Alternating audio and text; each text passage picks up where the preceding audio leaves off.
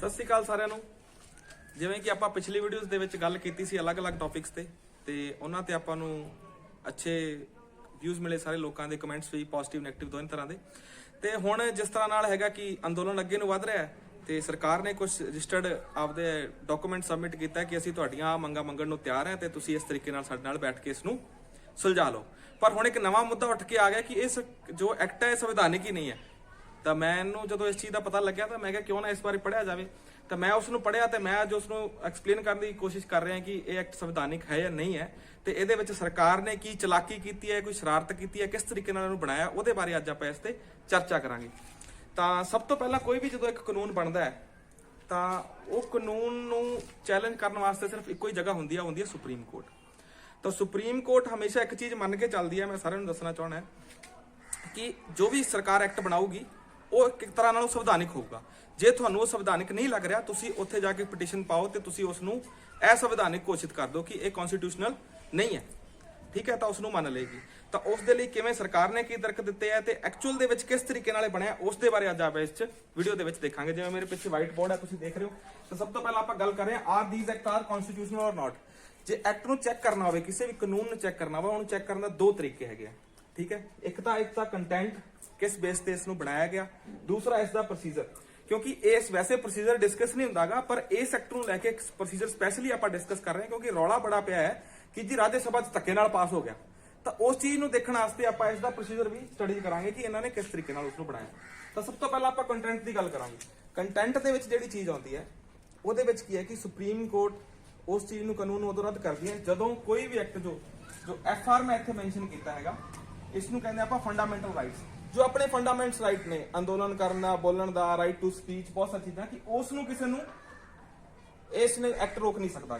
ਜੇ ਉਸ ਨੂੰ ਕਿਸੇ ਨੂੰ ਕਰਦਾ ਹੋਵੇ ਤਾਂ ਸੁਪਰੀਮ ਕੋਰਟ ਬਿਨਾਂ ਸੋਚੇ ਇਸ ਨੂੰ ਰੱਦ ਕਰ ਦਿੰਦੀ ਹੈ। ਤਾਂ ਐਸੀ ਹਜੇ ਤੱਕ ਕੋਈ ਵੀ ਗੱਲ ਆਪਾਂ ਨੂੰ ਸੁਣਨ ਨੂੰ ਨਹੀਂ ਮਿਲੀ ਕਿ ਐਕਟ ਦੇ ਵਿੱਚ ਕਿਤੇ ਨਾ ਕਿਤੇ ਫੰਡਾਮੈਂਟਲ ਰਾਈਟਸ ਦੀ ਵਾਇਲੇਸ਼ਨ ਹੋਈ ਹੈ। ਦੂਸਰਾ ਹੈਗਾ ਇੱਕ basic structure. Basic structure BS ਦਾ ਮਤਲਬ ਹੈਗਾ ਕਿ ਕੋਈ ਵੀ ਐਕਟ ਜੇ ਸਰਕਾਰ ਬਣਾਉਂਦੀ ਹੈ, ਕੋਈ ਵੀ ਕਾਨੂੰਨ ਜਦੋਂ ਬਣਾਉਂਦੀ ਹੈ ਤਾਂ ਉਸ ਦੇ ਨਾਲ ਜੋ ਸੰਵਿਧਾਨ ਆ ਉਸ ਨੂੰ ਕਿਸੇ ਤਰ੍ਹਾਂ ਦੀ ਦਿੱਕਤ ਨਹੀਂ ਆਉਣੀ ਚਾਹੀਦੀ ਗੀ। ਉਹਨਾਂ ਦਾ ਮਤਲਬ ਇਹ ਹੈਗਾ ਕਿ ਜੋ ਸੰਵਿਧਾਨ ਦਾ ਬੇਸਿਕ ਸਟਰਕਚਰ ਹੈ ਉਹ ਡਿਸਟਰਬ ਨਹੀਂ ਹੋਣਾ ਚਾਹੀਦਾਗਾ।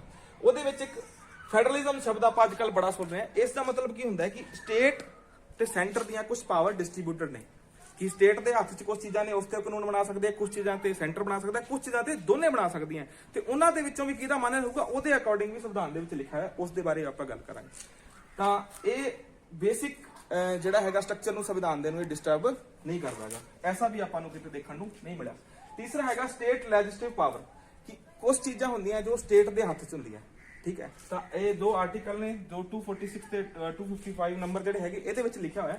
246 ਦੇ ਵਿੱਚ ਤਿੰਨ ਚੀਜ਼ਾਂ ਹੁੰਦੀਆਂ ਕਿ ਤਿੰਨ ਤਰ੍ਹਾਂ ਦੀਆਂ ਲਿਸਟ ਜਿਹੜੀਆਂ ਹੈਗੀਆਂ ਉਹ ਸੰਵਿਧਾਨ ਦੇ ਵਿੱਚ ਮੰਨੀਆਂ ਜਾਂਦੀਆਂ। ਇੱਕ ਹੁੰਦੀ ਹੈ ਯੂਨੀਅਨ ਲਿਸਟ।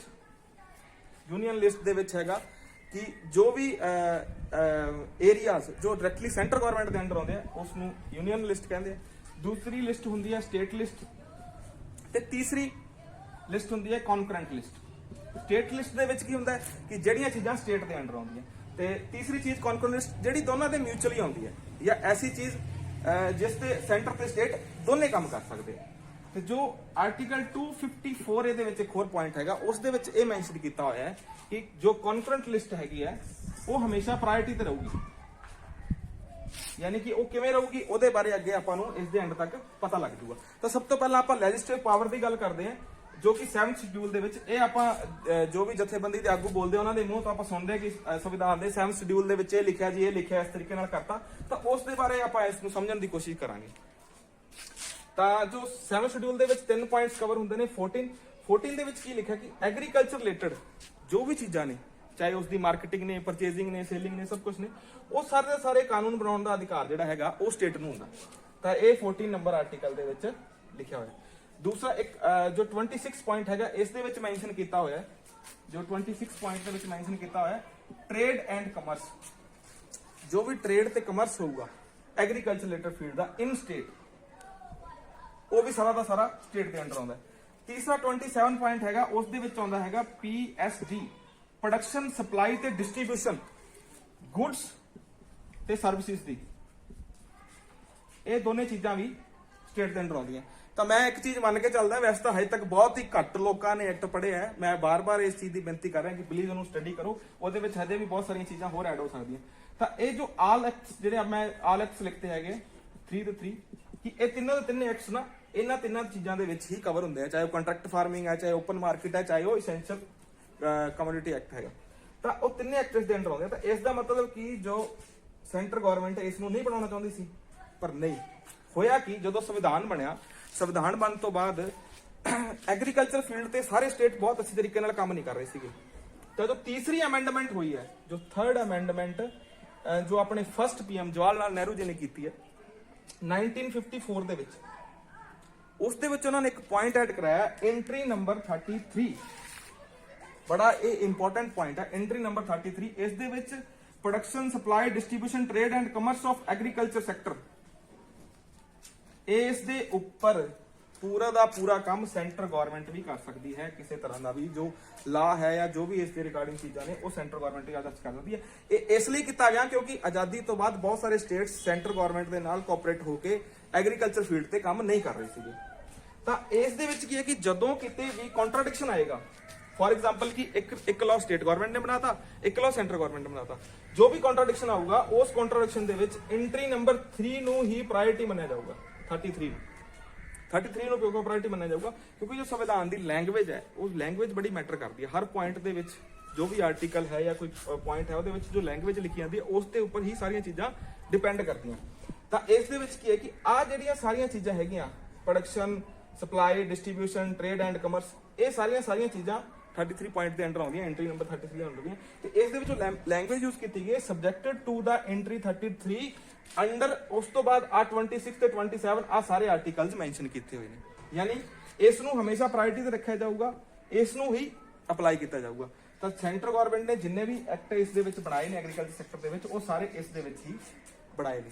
ਤਾਂ ਇਸ ਤੋਂ ਇਹ ਪ੍ਰੂਵ ਹੁੰਦਾ ਹੈ ਕਿ ਇਹ ਜੋ ਐਕਟਸ ਨੇ ਇਹ ਕਨਸਟੀਟਿਊਸ਼ਨਲ ਹੈ ਐਜ਼ ਪਰ ਕੰਟੈਂਟ ਤੇ ਸੰਵਿਧਾਨ ਦੇ ਅਕੋਰਡਿੰਗ।